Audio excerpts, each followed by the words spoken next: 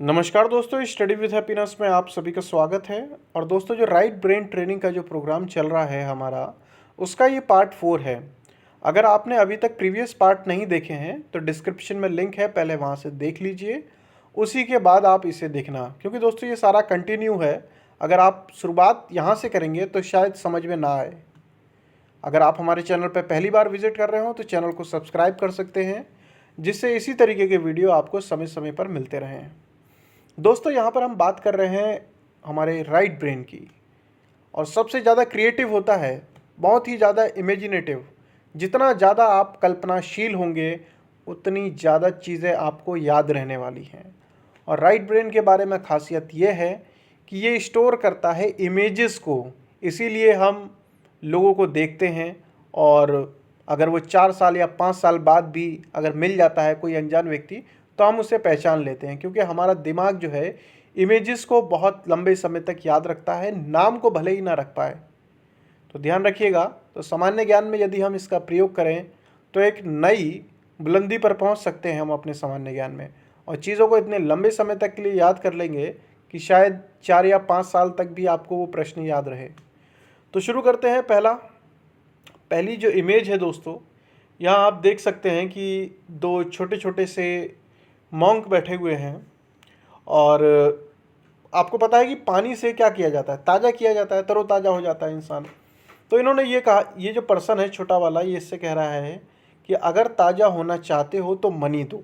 भाई कुछ ना कुछ पैसा तो देना ही पड़ेगा ना, मैं आपके ऊपर इतना एफर्ट लगा रहा हूँ। तो ये स्टेटमेंट है, आप ध्यान रखिएगा, इमेज को कनेक्ट कर लीजिए। क्या ताज़ा करना चाहते हो तो मनी दो। अगली इमेज पे चलते हैं दोस्तों। अगली इमेज ये है हमारा सौरमंडल। तो सौरमंडल में आप जानते ही हैं, ये हमारा सूर्य है, सूर्य के बाद बुध, और बुध के बाद है आपका शुक्र, पृथ्वी।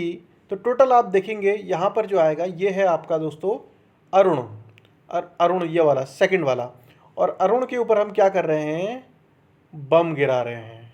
ठीक है, ये एक छोटा सा बम है, और उस बम को हम कहाँ गिरा रहे हैं, अरुण पे। दोस्तों, ये सारी बातें काल्पनिक हैं, ये सिर्फ और सिर्फ आप लोगों को याद कराने के लिए है। ठीक है, किसी भी बात को सीरियसली नहीं लेना है, सिर्फ हमें याद करना है। तो अरुण के ऊपर हमने क्या गिराया, एक बम गिरा दिया। ध्यान रखिएगा। ये एक दोस्तों एक आदमी है, एक कार्टून है, बहुत थुलथुला हो गया है। आप देख रहे होंगे इसका पेटेड देखिए, हाथ हाथ देखिए इसके, तो बहुत थुलथुला हो गया है। और ये कह रहा है कि अब मुझे कुछ कम करना पड़ेगा, है ना। तो इसे कुछ कम करना पड़ेगा, इस ध्यान रखिएगा। थुलथुला आदमी क्या कह रहा है, मुझे कुछ कम करना पड़ेगा। अगला जो है दोस्तों, ये है चाणक्य, और ये जाने जाते हैं अपनी नीति के लिए। तो ये कह रहे हैं कि मैं अपने नीति से सारे उत्तर दे सकता हूँ। ध्यान रखिएगा, चाणक्य जी की जो एक तरीके की तस्वीर है, और क्या कह रहे हैं कि मैं अपनी नीति से सारे उत्तर दे सकता हूँ। अगली इमेज पे चलते हैं दोस्तों। ये इमेज जो है एक शिप की है, और ये टकराया है एक हिम से। आप देख रहे होंगे ये एक बर्फ़ का टुकड़ा है बहुत बड़ा, और ये टकरा गया है।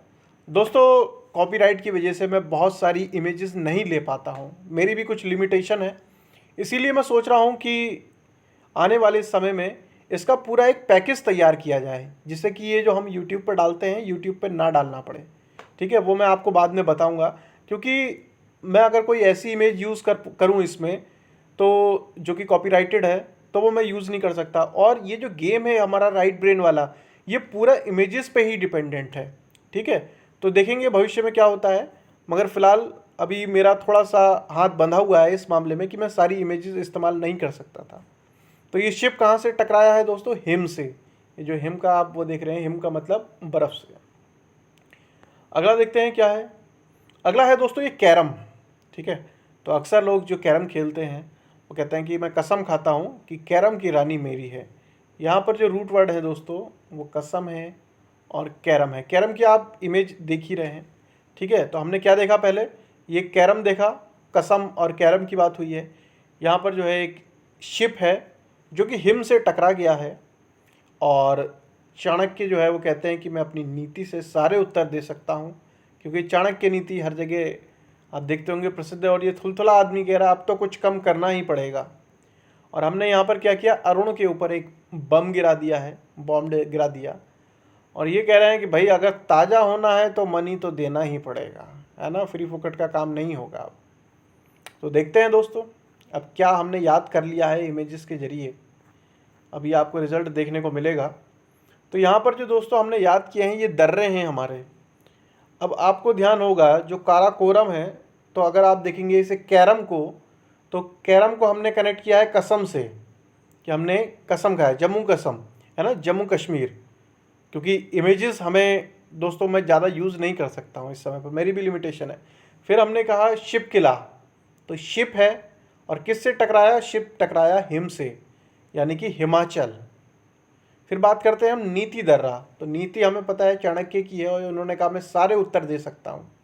अब आप कहेंगे उत्तर प्रदेश भी तो हो सकता है। दोस्तों सिर्फ टेक्निक के भरोसे नहीं रहना है, थोड़ा अपना लॉजिकल ब्रेन भी तो यूज़ करना है। क्या उत्तर प्रदेश में कोई दर्रा है?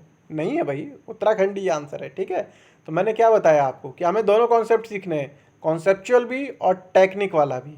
ये मैं आपको एग्जाम्पल दे रहा हूँ, अगर आप घर पे बैठे होंगे तो बहुत अच्छी अच्छी टेक्निकें खुद बना सकते हैं।